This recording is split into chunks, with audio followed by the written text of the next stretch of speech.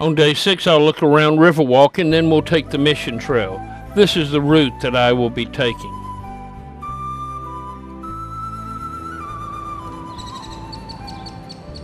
Everything is still and quiet as I walk past the cathedral and over to Riverwalk itself.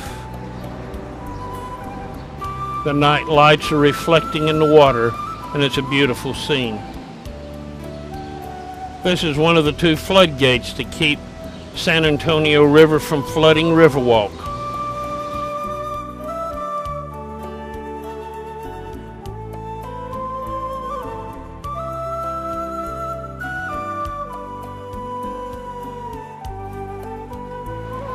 La Velita was built originally to house Spanish soldiers, but now it's an artist and artisans community with many little small stores to sell you things. La Velita is right behind the River Theater that we saw yesterday.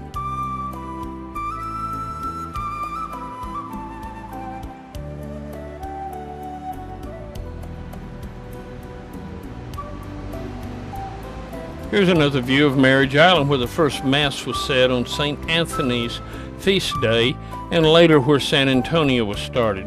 And here also is the old Mill Crossing. Now we come to the Big Sur County Courthouse, one of the oldest courthouses in the United States. San Fernando Cathedral is the central cathedral for the city Catholics.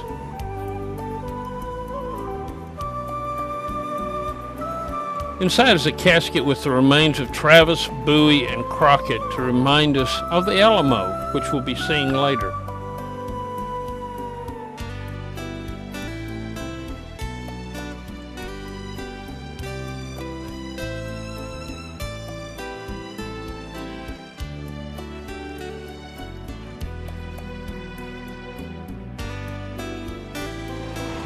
Next, I look at the old Spanish governor's palace that was used when this was a Spanish province. Then back to the hotel to pick up Deborah and head down to look at the Mission Trail. First off, the Alamo.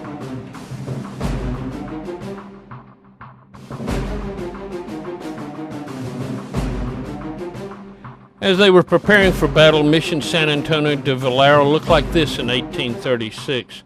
The only part that is really left standing now and intact is the church itself in the back corner. This yellow shows the area where the Alamo was. Most of it's gone now. This is what it would have looked like. Over here was the gun placement, which is now just in ruin. Here was some of the barracks that were located nearby the Alamo. You can still see some of the walls today, called the Long Barracks. Over here was the gate. Not much is left of it, but this is what it would have looked like. And here is the church itself, which was left in ruins after the fire. The church has been rebuilt since it became a historical site.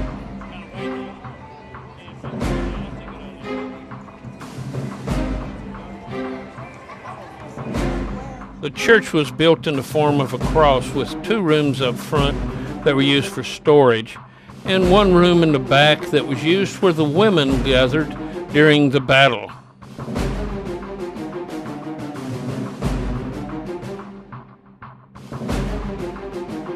This is the room where the women and children gathered during the battle.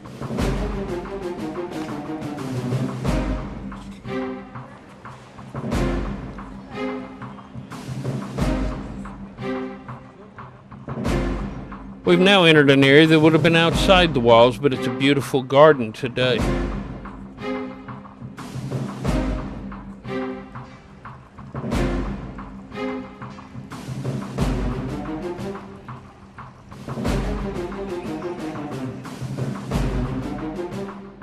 We'll now look at the Long Barracks again, but from the inside this time.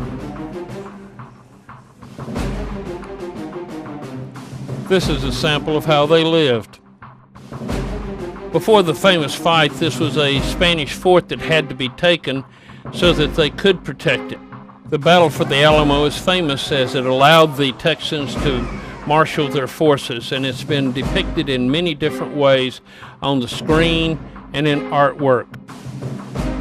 Next, we'll be following the San Antonio Mission Trail, which is a national park, to see the other missions in this area. The Spaniards set up many missions across Texas. They were set up by the Franciscans as communities where they would house the Indians that they were converting and teach them how to live as Spaniards. They had farms and ranches and basically were an entire community. There were 5 of these along the San Antonio River: Mission Concepcion, Mission San Jose, Mission San Juan, and Mission Esponda, and of course, Mission San Antonio de Valero. We call it the Alamo today. We'll visit all of these today except Esponda, and this is the route we will be taking.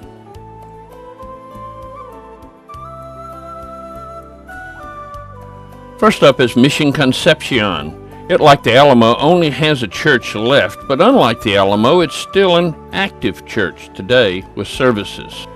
The church was beautiful during its heyday with whitewash and painting, but today it's only kind of a shell of itself with the dull gray stone.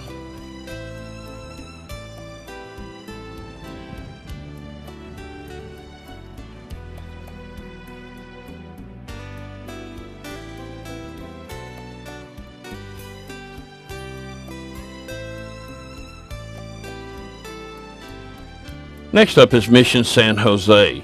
It's the best preserved of all the missions, with the walls of all the buildings around it still intact. Here we can see how it is a real community with areas for living, working, and worshiping God.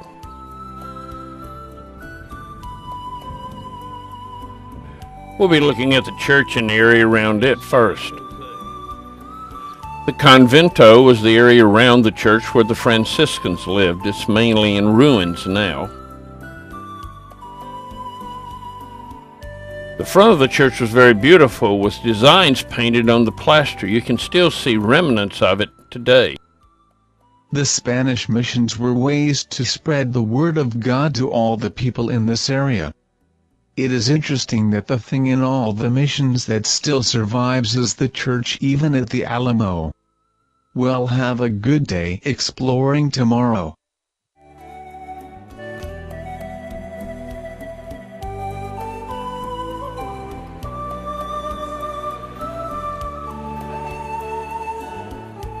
Around the courtyard was the housing for the native population as they came to live in the mission. This is one of the little houses there that people would have lived in. In the courtyard, they would have work areas and places for keeping animals, and also ovens for cooking. At several places, there would be gates that could be closed for defensive purposes, and installations for fighting through to protect the gates. The mission at San Juan is not nearly as intact as San Jose, but we can see here an unfinished church, a governor's home, a gatehouse, and a food storage house that later became the church because the church was never finished here. This is an active church with services every week.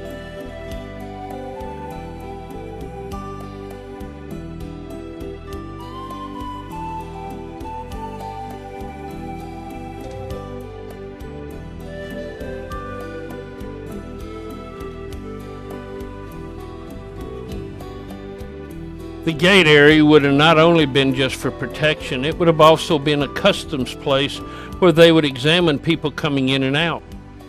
The church here was never finished, but you can see their building materials and techniques by looking at this church, and outside it is a memorial to the priest who died here. We decided to head back to the Central Market and do some shopping. While there, they're having Spanish dancing, but one little boy forgot his trumpet.